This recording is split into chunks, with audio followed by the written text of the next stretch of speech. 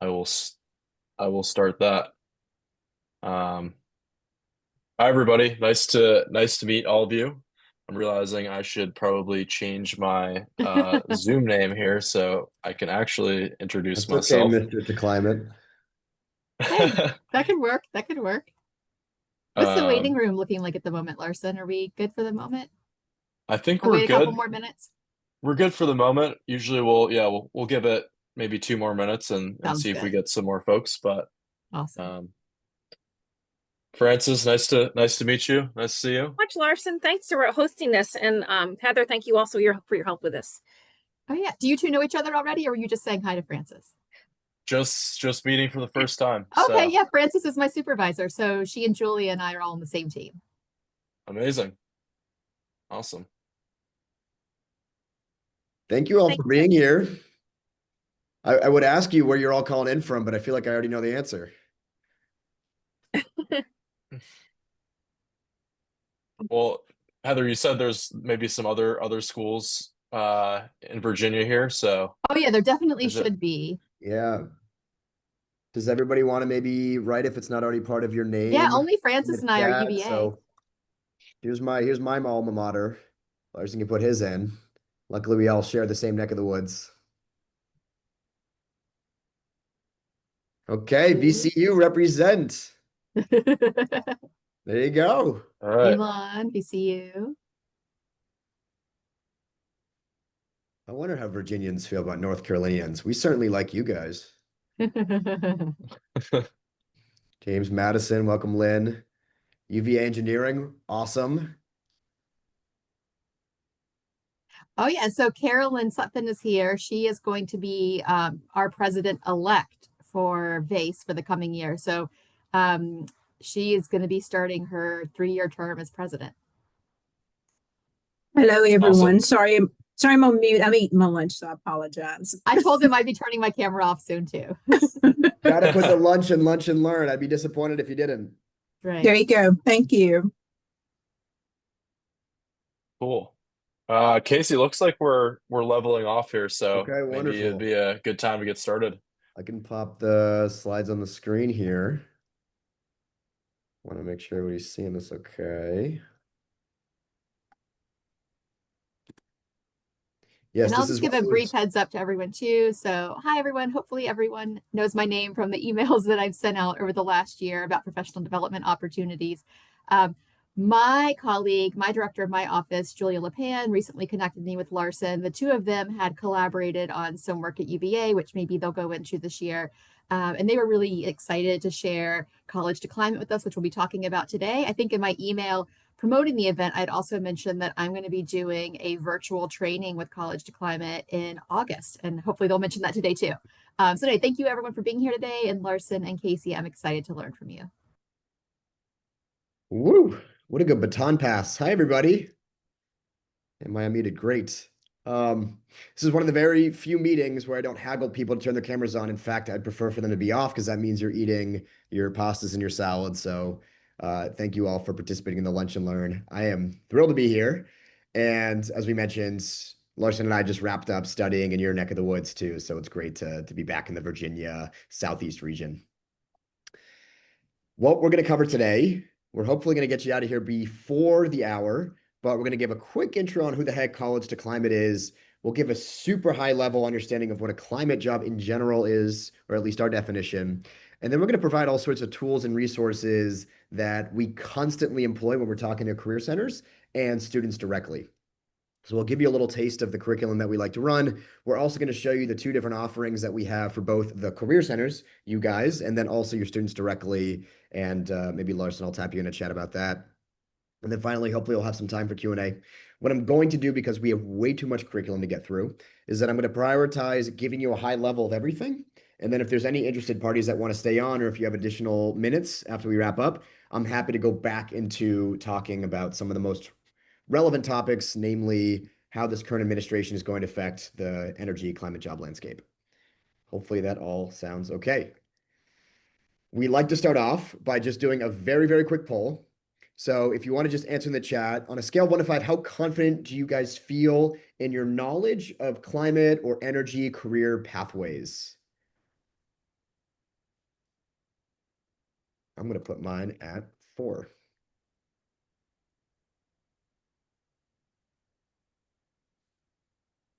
And we're optimizing for honesty here. There's no bad answers. All right, I'm seeing a bunch of 3s. Super helpful. Yeah, it's always just great to get a level set of who else is on the call. I still have imposter syndrome. There's always so much more to learn. So I will never pretend that I'm an expert in this space.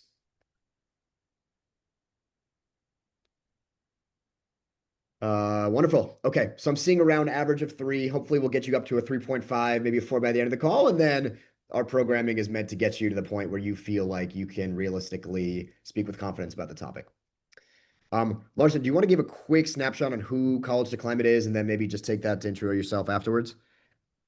Absolutely. So College to Climate is really kind of a connective tissue in between students, university staff, and climate jobs and companies that are hiring themselves. Really, our goal is to make it easier and more accessible, more visible for students going through school right now, looking to pursue climate careers than maybe it was for Casey or myself or any of our other colleagues that we founded College to Climate with.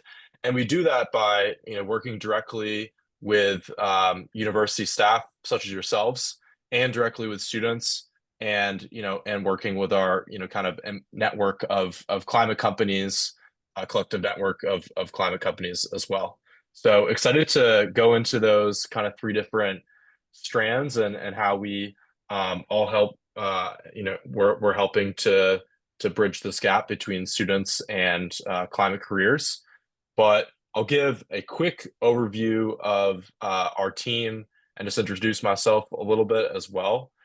So I think the cool thing about what makes our team unique is that we span kind of the breadth of the climate job landscape. We'll get into this more, but it's vast. It's almost just a reimagination of the entire economy rather than particular industry. And so I actually spend my time doing a lot of research at Ohm Analytics on the EV charging space. That's kind of where I spend my 9 to 5. As you can see, Casey does something else. Jess and I'll let him introduce that. Jess does PR and communications for climate companies. Caitlin is working on creating cement without CO2 emissions emitted. Corey has done a number of things so far in his career, namely helping climate startups raise money. And Lucas was working at a kind of energy markets company as well. So point is, there's a ton to do, a ton of options within the climate space. We'll get more into that, but yeah, Casey, feel free to introduce yourself as well. Cool. Yeah, thank you, Larsen. Yeah, as you can see, I'm the handsome guy over here. I graduated from Duke all of 1 year ago and now work for a 3-letter acronym called MCJ, which is short for My Climate Journey. 6 years ago, all we were was a podcast. It was our founder interviewing all sorts of folks in the climate space, in the public and private sector. And now we've shifted into a global community as well as a investing firm. So my day-to-day job is to find really, really interesting opportunities, particularly early companies, and try to give them money so they can help fight climate change. So Larsen hit it best. We all graduated recently. We were all frustrated by how difficult it was or how confusing it was to find these jobs, and all we want to do is give back. With that being said, the ways that we typically get involved with our students typically join us in our campus, which is a fancy term for a Slack community that we created. We've got presence from all sorts of folks around the country and the world, which is really amazing. We've got presence from 60 or so countries, 400 universities. So if your students are at all interested in meeting other people, not only in Virginia, but in Zimbabwe, in Australia, and Sweden, then look no further. It's cool to get a snapshot of who is actually in our community, because a common misconception we see is that only environmental science majors are the ones going for climate jobs. We kind of see the opposite. So I'm a computer science major, Larsen studied business, And you can see that that's pretty reflected in the demographics within our community. So I know we have somebody from UVA engineering on the call. There is a cry for help for engineers in the climate energy space, as there is in the business world, in the technology world, et cetera, et cetera. Jess shows us that writers are necessary too for the whole communication side. Larsen already hit this. I mean, the folks that we usually work with to try to make this pathway as prevalent as possible is you, the university, students directly. And through different workforce development organizations, we've done a number of grants with a local group here in Massachusetts to help the Eastern Boston community find climate jobs. And then, like I said, we also work with employers. You can get a taste for what our events look like here. You can see our annual conference that we run with Boston University and some workshops that we've done with various student organizations. So if that's ever of interest, we can always have that conversation if there's particular student organizations that you think would be excited. We got our start, not in person, but in Zoom land coming out of COVID. So a lot of our curriculum is virtual, and we're reflecting that in our community. So once students join, they'll get a daily digest of events that we're planning on running. And those span from career fairs to, I think tonight, tomorrow we're having an Ask Me Anything with somebody who's working in industry. Larsen, can I tap you in to quickly talk about the Career Center? Yeah. Yeah, and we'll kind of get to some of the details later, but we have two main programs at this point. The Career Center program is Career Center staff facing. So this is an opportunity to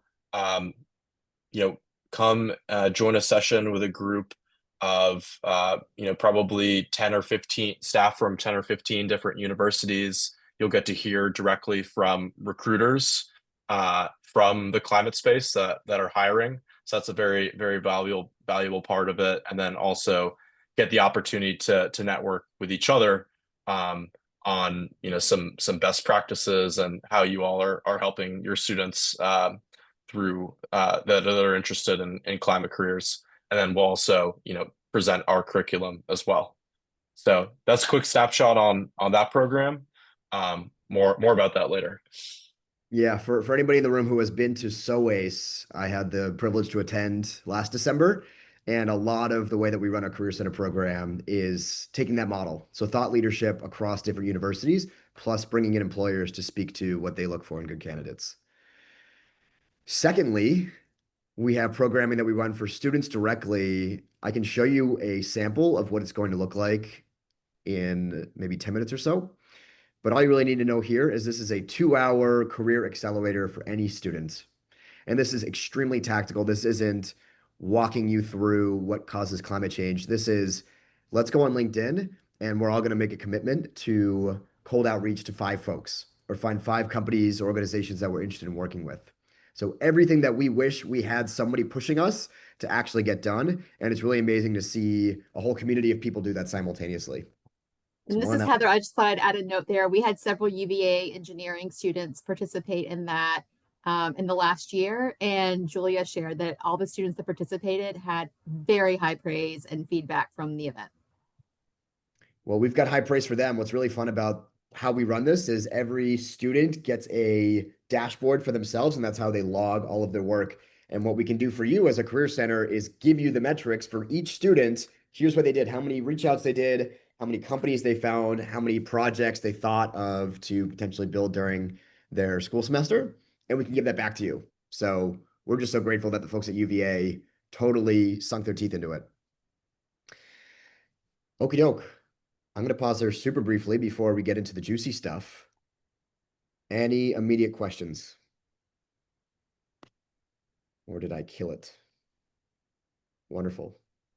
Feel free to raise a Zoom hand at any point in time or come off mute. Also, Larsen can help me monitor the chat and we can help you there. Wonderful.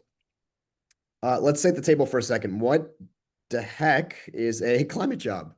So our cheeky definition is just any job helping to combat climate change. It's as simple as that. So typically you'll hear a number of terms get thrown around: sustainability jobs, climate jobs, environmental jobs, green jobs. We're going to make everybody's life easier and say that these are essentially talking about the same thing, or it's the same breadth of students that are just passionate about supporting our planet. You might hear this word, climate tech or clean tech or green tech, and these are any technologies that are being used to help our planet. So my formal title that I tell people is I am a climate tech investor, which means I invest in companies building technologies to save our planet. So hopefully that bridges everybody that's been using different terms, but we're really saying all the same things. We like to distill the world of climate into 7 different verticals. And what I'll do is I'll talk about our co-founders and where we fall in each. So energy, it's the unavoidable 1,000-pound gorilla in the room. It's all over the news. Energy demand is going up, so everybody's talking about it. But some of the other areas that affect climate are food and land use. So think about the water intensity required to grow our crops. Transportation, the Teslas and the Rivians of the world. Built environment, finding healthier ways that we can heat and cool our homes. Carbon, I don't know if anybody's heard of carbon capture, but the idea of sucking carbon dioxide from the atmosphere and storing it permanently. And then climate management, helping the Coca-Colas of the world try to understand their own footprint. And then finally, industrial. That's the bucket that Caitlin from Sublime would fall into, where she's taking these very heavy materials and trying to find ways of decarbonizing the process. So Larsen finds himself in the energy bucket. He also drives a Tesla, so that put him in the transportation bucket. I find myself investing across all of these different areas. In terms of role examples, it's really anything and everything. And that's what's really difficult about your job, because it's a lot easier when somebody says, hey, I really want to become a software engineer in this space.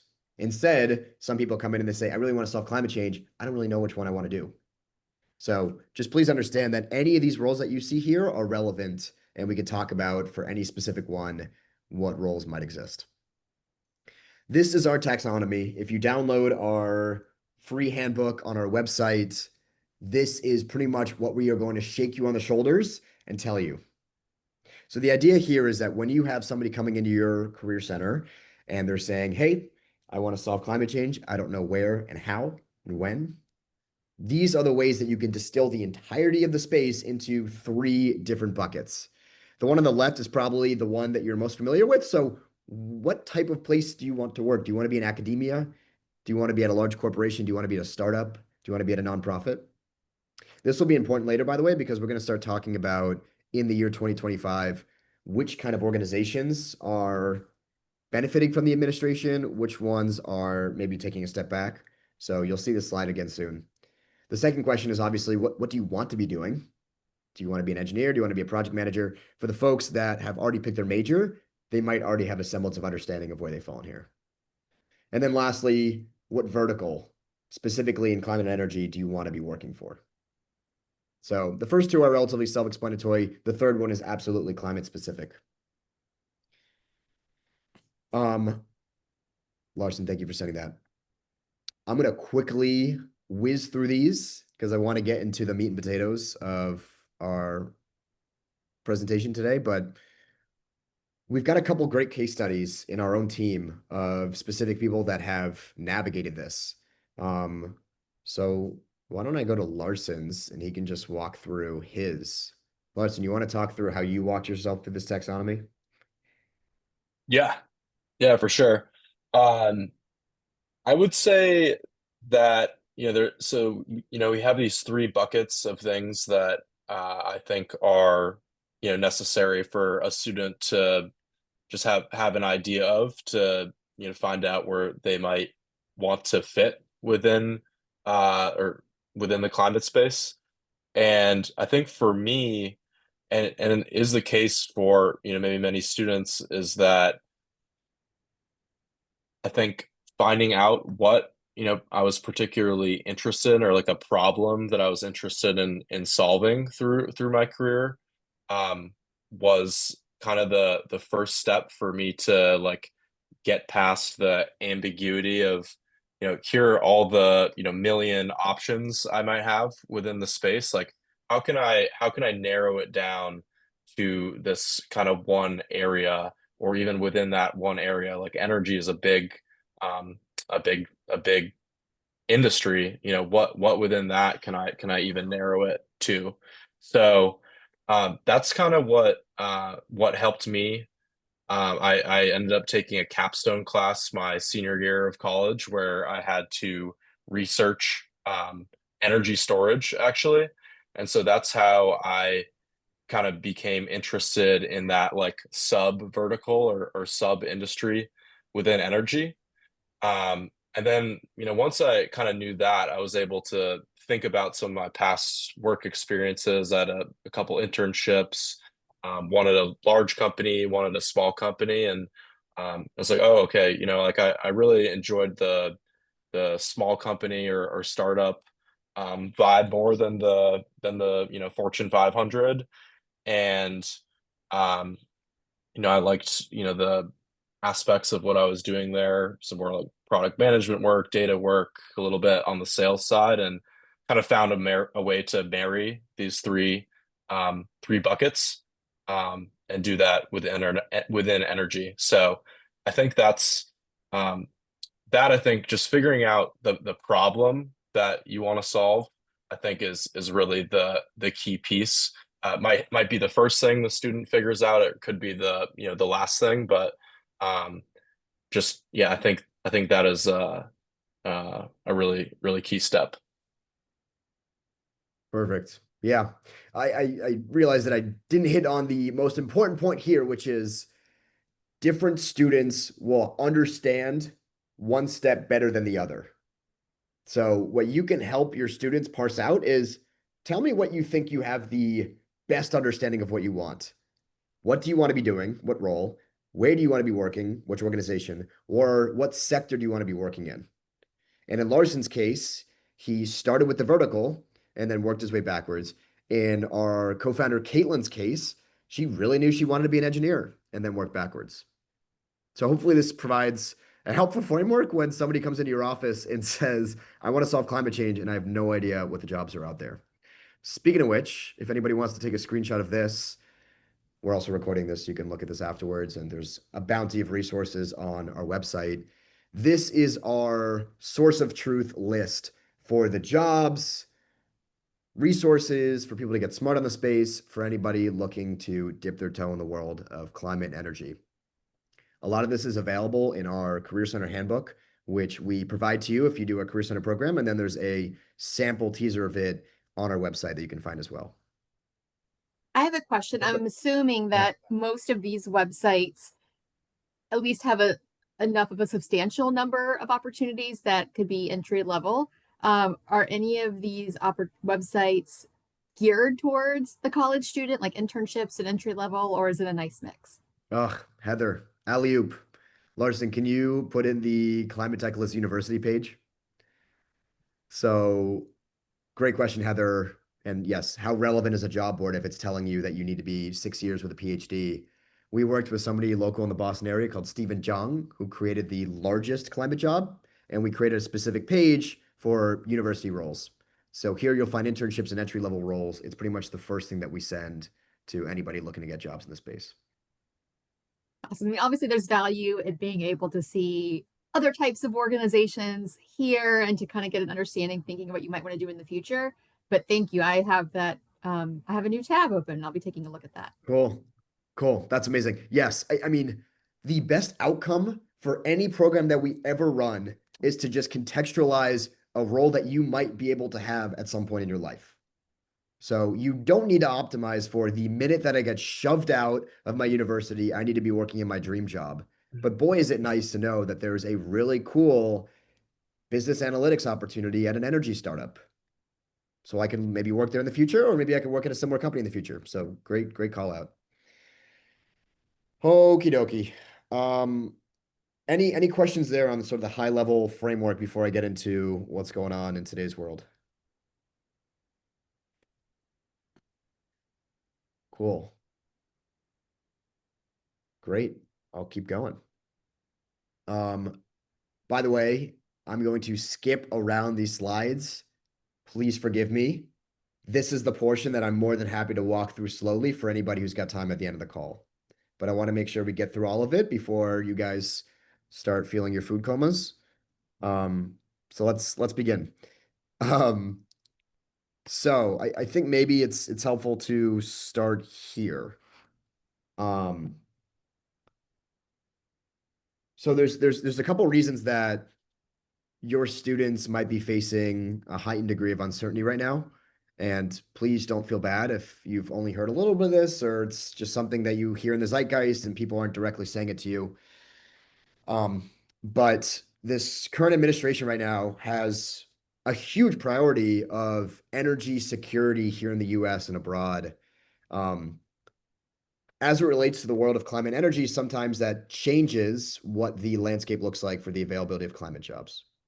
So I'm sure a lot of your students and you are aware of how different university grant funding programs, nonprofits are losing funding as a result of the administration trying to lower their debt and the way that that's trickling down to different students. So that's one large headwind I would say that's happening right now.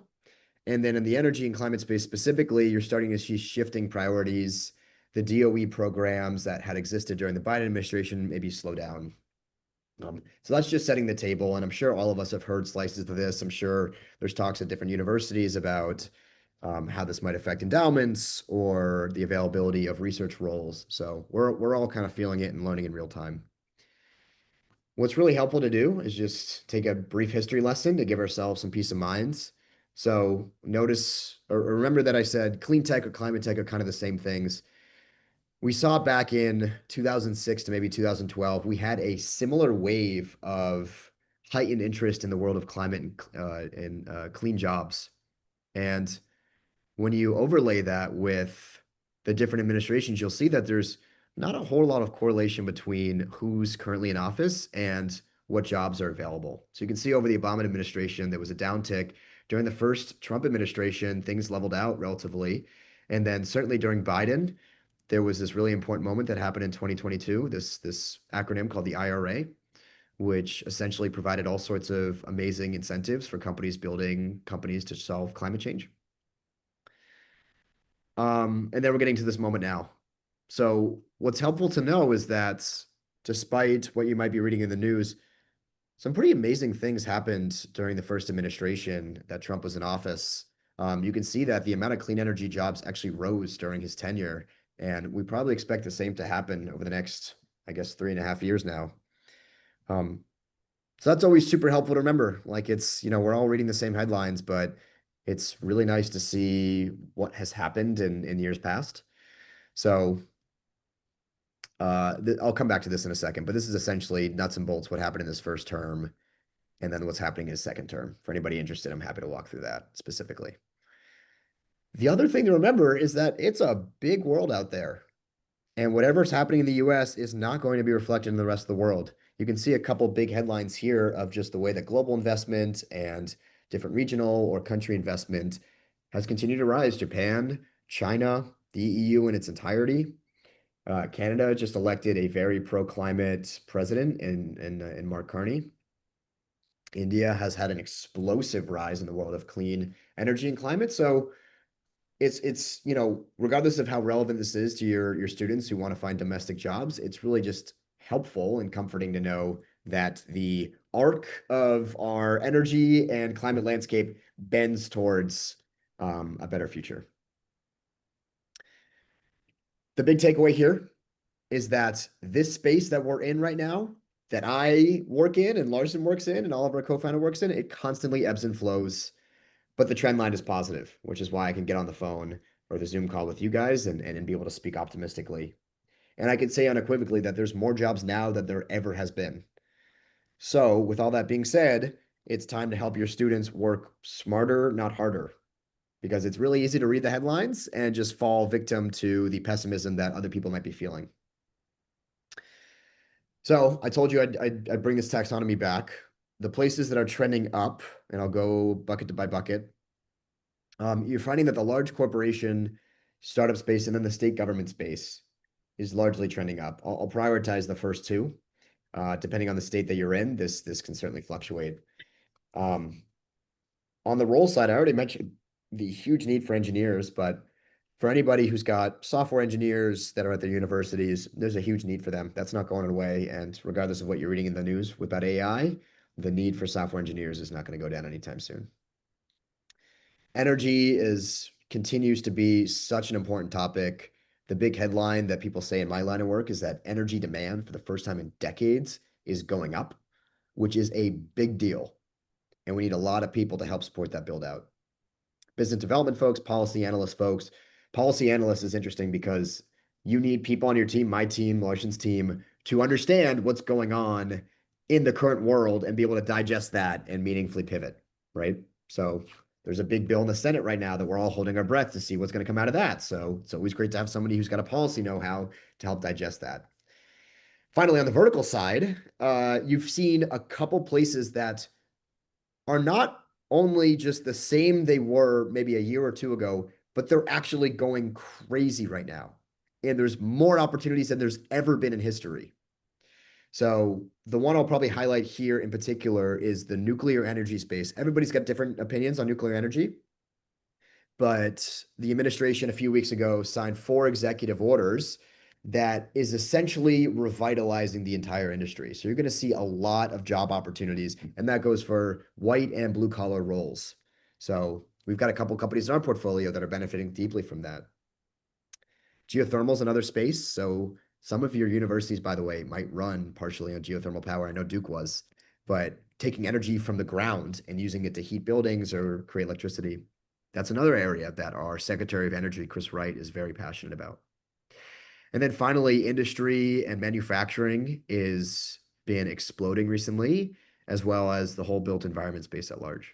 So rest assured that there are areas that you can encourage your students to look into that are benefiting from this moment than more so than they are being impacted negatively by. Some areas that you might have noticed that might be trending down, at least in the public eye. So just because a lot of universities are holding their breath, academia and the federal government jobs have certainly been something that we've recommended people to move away from, at least temporarily. This is not hard and fast rules. I'm sure when I mill this slide in 6 months, it's going to look completely different. And nonprofits as well. Nonprofits rely heavily on grants, and some of those grants are being pulled, or their donor community might be drying up. And then in the world of roles, folks that are writing grants, ESG in general, which stands for environmental and social governance, it's a framework that some companies have been using to try to build sustainable businesses. These are the kind of roles that we're moving people away from just because of the current moment. And then finally, the verticals, and by the way, everybody's going to have a different opinion about this. Some of the verticals that we're moving people away from are just the food and agriculture space at large. The transportation, I mean, Larsen and I are going to argue about that.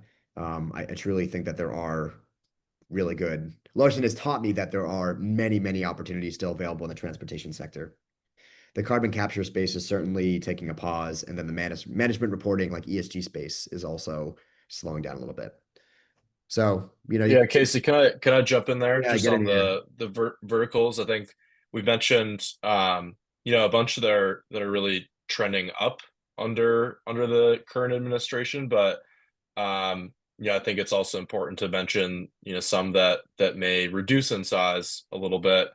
And I think just specific things within energy fall under that category.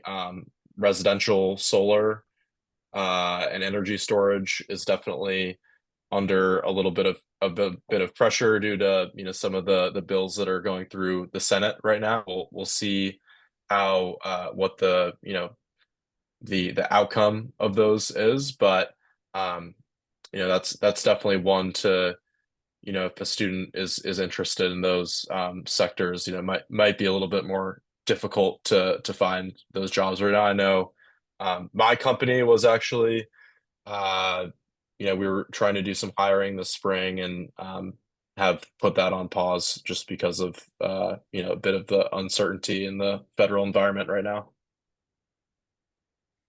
Yeah, it's a great call. Like, guys, we could pick apart each little part of each subsector, and there would be minor trending up, trending down. So we're trying to help you with the macro view, but everything that we say is completely incomplete, and that these are general trends. These aren't realities specifically.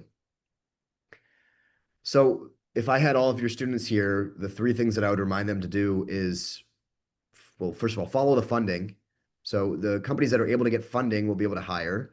It's also, oh, the um, people that are in my position, so people that invest in this space, are currently sitting on a large amount of money and they're just waiting to deploy that money to companies. And as soon as they do that, those companies are going to look to hire.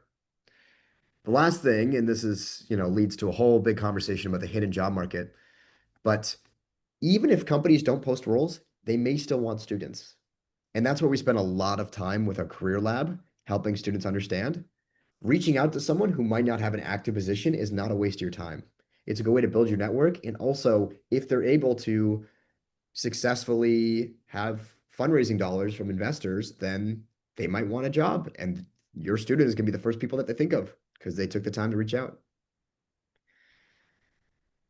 For anybody interested, at the end of the call, I'm happy to go through this. I had my friends ChatGPT and I go through all of the relevant fundraisings that have happened recently and let that dictate what areas we think there should be opportunities for students to find roles. So I created this live dashboard. I can go into it after the call if you're interested. Okay, where are we? Oh yeah, so not only am I talking about the private sector, but certainly the way that the public sector markets have been acting, certainly agree. And these haven't been updated in the past 3 weeks, and I can imagine that these are exploding. One other thing to hit on here, and then I'm gonna try to start wrapping up, is the language that we're using right now is changing too. And that's going to be true for companies. It's going to be true for the government. It's going to be true for career offices. It's going to be true for the job roles that are being posted.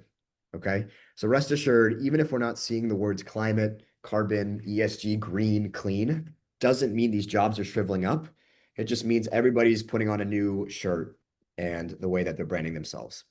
So you're going to find a lot of companies that are in the energy space call themselves defense companies or resilience companies. Energy independence is a big buzzword right now. Clean tech has been relatively stagnant.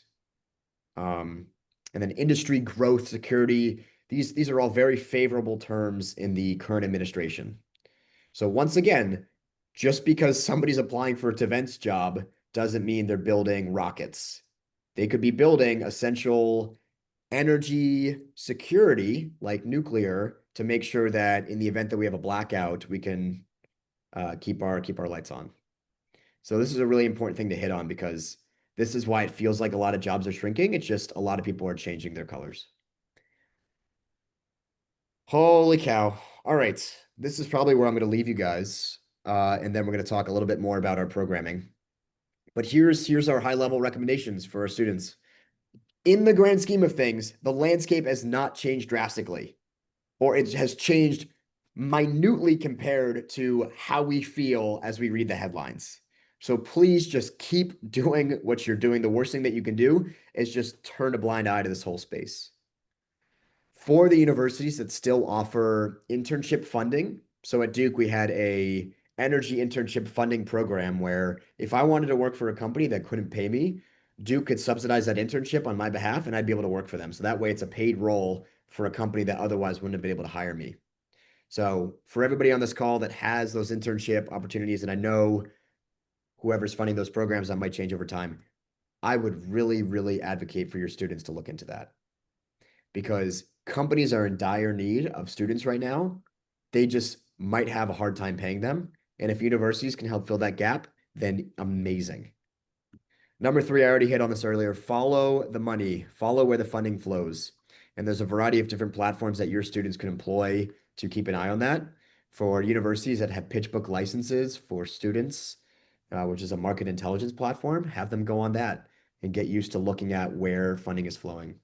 There's some newsletters too that I can recommend if anybody's interested after the call. We touched on this earlier, Heather. It's really helpful to get an idea of what later stage opportunities look like. So maybe I decided I don't want to get a climate job out of college, but holy cow, in 20 years, if I'm working at one of these places, I'd be very happy. If you're willing to look that long, then now is a good time to think about grad school. Or if you're willing to be even more flexible, like I said, the rest of the world is relatively unchanged in this era right now. So there's plenty of roles abroad. And then finally, on the vertical specific sides, certainly focus on energy jobs, geothermal, nuclear, grid technologies, things like that. Whoo-wee!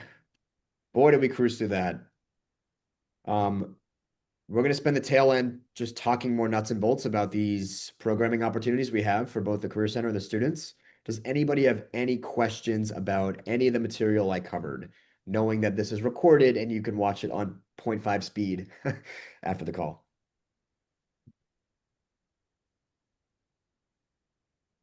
I have a question. I know we can Google any of those resources where you had those job boards for us. Do you happen to have, like, could you maybe copy and paste that slide so they're already links so that way we weren't Googling them? Is that an easy lift? Oh, why not? Okay. Larson, can you give them the resource page on our website? Oh, or you probably already have a resource page on the website. We do, yeah. I believe I linked it in the chat a little bit Oh, ago, but let me repost that. Yeah, if you go to this page here that I just put in the chat and scroll down to the bottom, kind of that list of our recommended links is there. oh, cool. I see it. Yeah, thanks. Yep. Any other questions? So by the way, I know this is drinking from the fire hose. What I really hope that you take away is that we spend our lives in this space.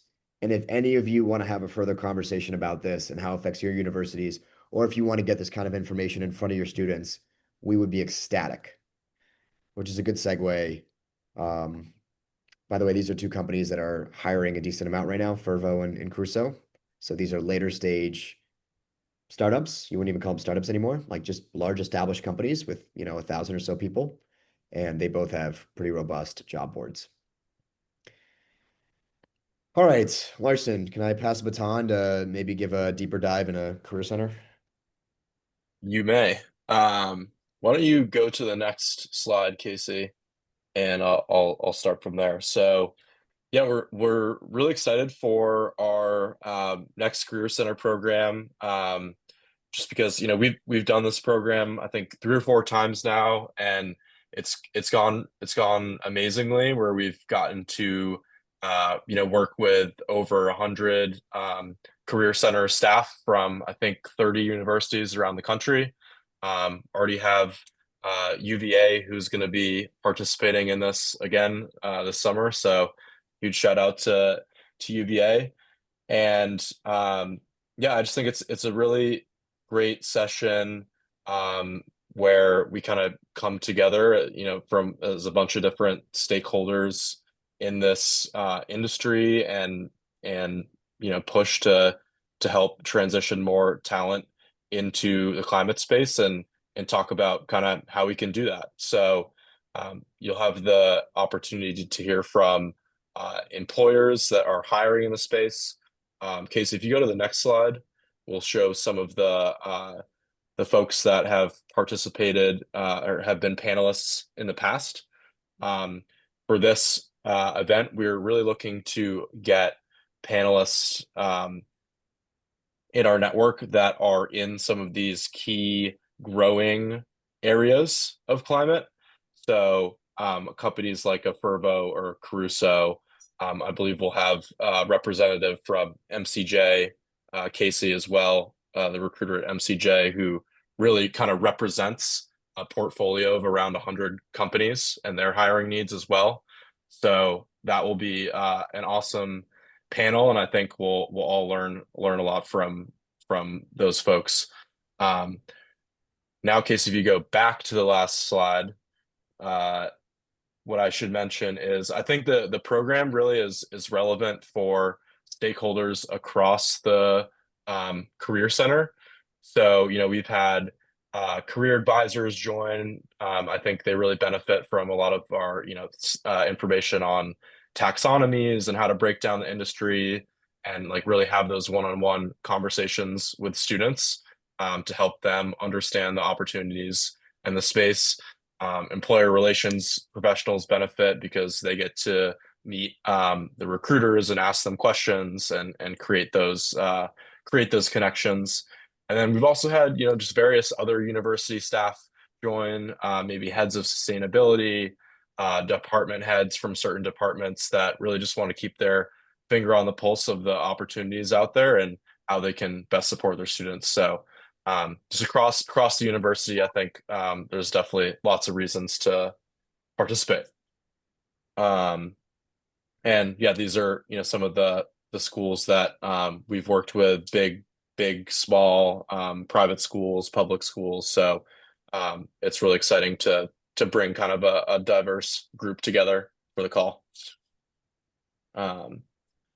The Career Center program, it would be impossible for us to cover our whole curriculum in 2 hours and hear from these amazing recruiters. So the participation in the Career Center program also includes a copy of our handbook, which is a comprehensive guide to everything we covered today, everything we'll cover in the program, and a ton more, from how to have kind of one-on-one conversations with students, to different events you can run, and how to get in touch with employers and climate incubators. I could go on and on, but there's a ton in there, and that's included as well.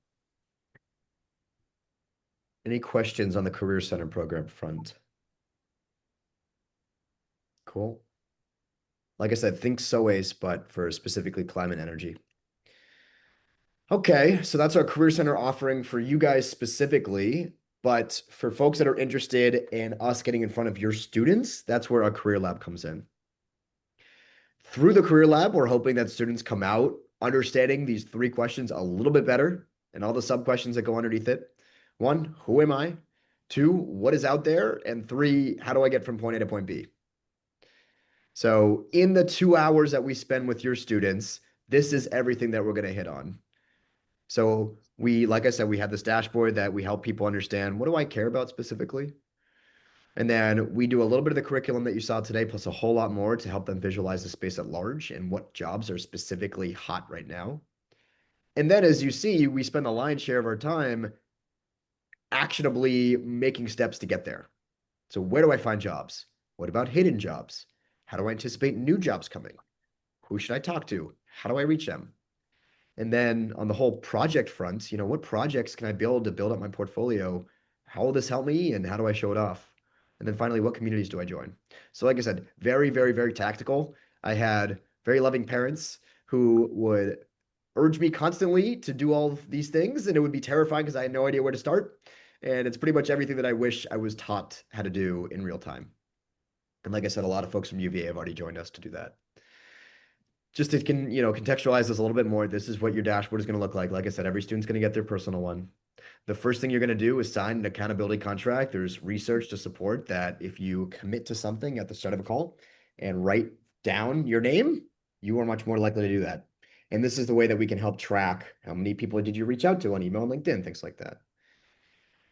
Like I said, then we do the who am I, personal reflection on all sorts of questions that may or may not seem relevant, but we certainly make them relevant later, because after that, you give it to a friend and they help brainstorm different jobs that you might not think of. It's really fun to get out of your own head and help someone help you. And then finally, we use our pal AI, and we take all that information that you put in and help AI generate, here are some companies you should look at, here are some role types that you should look at, and here are some communities you can join or resources you can use. And that's all automatically done in this dashboard. And then you go do stuff. This is our sandbox for helping people, research organizations, find people to reach out to. And then in the case of people that are interested in building projects, we've got a whole other template for that. So once again, we spend most of our time in this mode. And it's really fun to see people in real time fill a thermometer that we monitor for the goal that you set for the day. So the whole experience is very gamified. Clearly, I get excited talking about it. We're going to be running this in, here's, I guess, yes, a quote from a student. We've done this a variety of ways, but this used to be a month-long program that we used to run, and we truncated that all into 2 hours. So for any interested parties, September 21st is going to be our next one. We want to catch students right as they're settling into the year. They've already figured out the classes. They're good to go. and they're ready to start critically thinking about maybe their job for next summer. So put that on your calendars. I think this QR code might take you to our registration page. Oh, big thing that I need to highlight. So the reason I'm talking to you about this is students have the opportunity to sign up themselves. So there's a page for that on our website. And then career centers have the opportunity to purchase seats on behalf of students. So that's what's happened in the case of UVA, where they purchased a certain amount of seats, and then we're able to bring some students that they knew were interested. So there's both options. What's really fun about doing it through the second one, which is where you purchase seats, is that's where we'll be able to give you a diagnostic afterwards of here's how all of your students performed. So we're happy to answer any and all questions there. Oh, and Larsen was kind enough to offer a discount code for both programs. So feel free to use these or scan these QR codes and you'll get a discount on both programs. All right, I believe And I'm last slide gonna sorry. just edit the slide here. I believe that is a incorrect code. The code I put in the chat is correct. How dare And you? I will prove it if you let me share my screen here, Casey. And just show you guys what this looks like here. But this discount code should apply. There we go. All right, C2C lunch. We'll get 25% off. So there you have it. There you go. All right, my last slide was Q&A, so it's time for me to shut up. Anybody who has already finished their food is welcome to leave. If you have any other questions or if you want me to dive back into any of the materials, I'm happy to do that. But thank you, thank you, thank you, thank you all for being here today. We're so grateful for you to join us.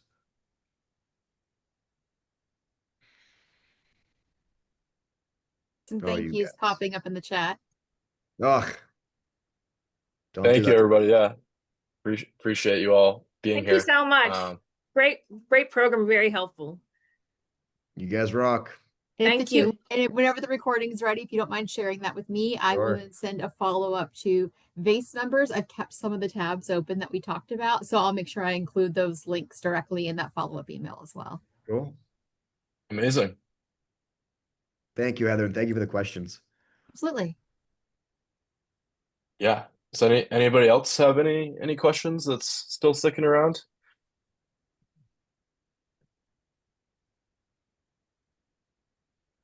All right, I think we're good to go. Cool. Fabulous. Have All a right. Heather, great rest of your thanks day. so And if, much. again, if Yeah. Julia and I, if our team can do anything else to support you all, just let us know. Heather, can I bother you with any just real-time feedback on how you think that went and what you think was most helpful and least helpful? Yeah, no, I think that was really helpful. I think the thing that just stood out to me that I was maybe even going to comment to you, maybe it's surprised in a good way about looking at the data from the current administration and Trump's previous administration. I feel like I'm always hearing like what's not going well or like some of the curveballs, like right, like we've been hit a lot with the funding changes, but to see some of those hopeful data points and that it's not all been bleak, like that's nice to know that those opportunities are there. Like it's nice to have that moment of sunshine. So I think that was just kind of something stand out to me. I really liked seeing the verticals. Like I think maybe Larsen, you had shown me that photo before, or I'd seen it before, but just seeing that and having that way to name them and then have some of those sub industries or sub verticals, as you said, Larsen. Again, I think it's just nice to have it as a visual. Like we might have some of that language in your mind, but I don't focus just on climate as I'm working with students. And so even for me, like I'm like, oh, I'm gonna go. I saw that in the handbook, the free version you can download. I'm like, oh, well, I'm gonna pull this out and like actually share some of these images with students. So those are some things like I think again that image and some of the things from the workbook like that I'll use straight away in my work.